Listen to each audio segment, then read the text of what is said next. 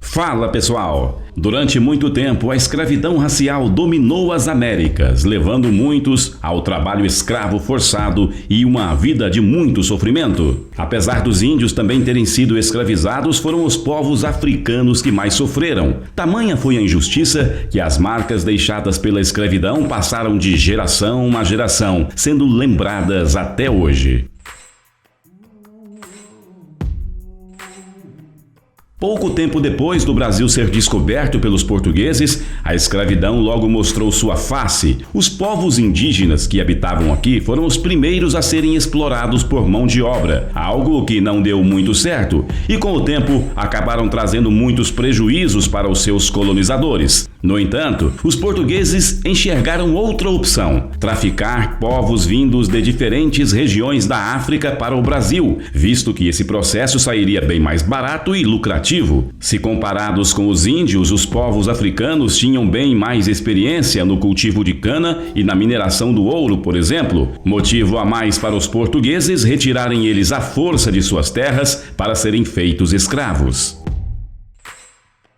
Os primeiros escravos chegaram ao Brasil por volta de 1539 no estado de Pernambuco para trabalharem nos engenhos de cana-de-açúcar. Mas, infelizmente, durante as horríveis viagens que eram feitas da África até aqui, quase sempre resultava na morte de diversos homens, mulheres e até mesmo crianças. Os navios negreiros, como eram conhecidos, eram o pior lugar que se podia estar. Amarrados a correntes e amontoados uns aos outros durante dias, eles eram transportados sem os devidos cuidados, levando muitos a ficarem terrivelmente doentes, onde, nesses casos, eram jogados ao mar. Há também quem buscasse morrer se jogando do navio, ao invés de levar uma vida de escravo. Os que conseguiam chegar com vida logo que desembarcavam eram comercializados de forma desumana e cruel, como se fossem mercadorias. O escravo era avaliado fisicamente e, se estivesse saudável e com dentes brancos, era vendido por um preço bem alto, tão alto que chegava muitas vezes a valer mais do que as próprias terras de seus senhores. Durante os séculos XVI e XIX, os principais pontos de desembarques de escravos foi nos portos que estavam localizados no Recife, Salvador e Rio de Janeiro.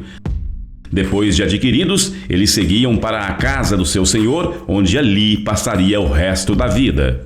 Com jornadas longas de trabalho, a vida de um escravo variava desde trabalhar na lavoura, serviços gerais e trabalhos domésticos. E não é só isso. Em alguns casos, eles eram obrigados a pagarem taxas aos seus senhores. Alguns escravos viviam juntos com seus senhores, enquanto outros viviam em grupos nas senzalas, que por muitas vezes eram acorrentados para não fugirem. Eles ainda eram obrigados a falarem a nossa língua e seguir nossa religião imposta pela sociedade na época.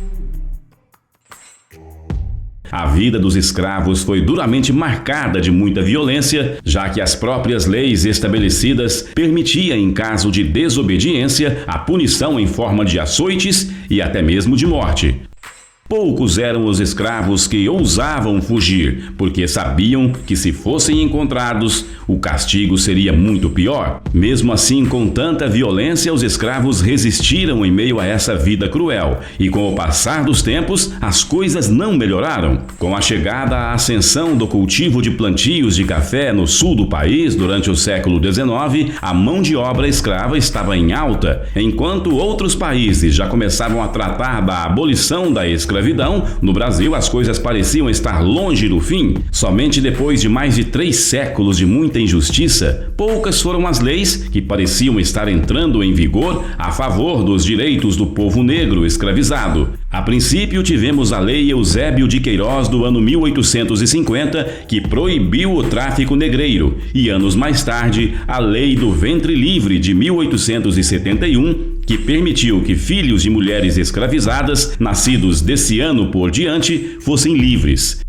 Esse processo lento perduraria por muito tempo. Em meio a tudo isso, foi então que surgiu as cartas de alforria. Através delas, o escravo conseguiria comprar sua liberdade. Porém, seriam necessários muitos anos juntando dinheiro para poder comprá-la. Outra alternativa seria a liberdade dada pelos seus senhores, algo difícil de imaginar, mas que em alguns poucos casos acontecia. O fato dos escravos trabalharem na casa de seus senhores gerava uma certa intimidade e confiança, que acabava os favorecendo. Desse modo, eles eram agraciados com a Carta de Alforria.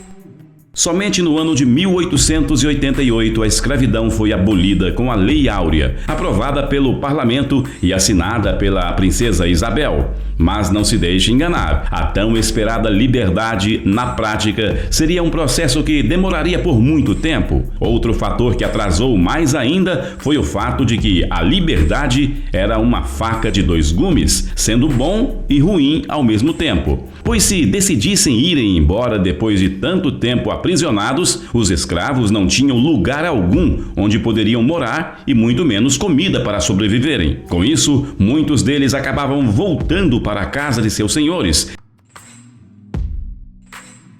em meio à segregação racial e muito preconceito. Aos poucos e muito timidamente, a população afro-brasileira começou a adentrar a sociedade e ocupar seu espaço. Infelizmente, nesse processo, o Brasil foi o último país ocidental a abolir a escravidão. E estima-se que durante esses 300 anos, quase metade da população africana tenha desembarcado aqui no Brasil.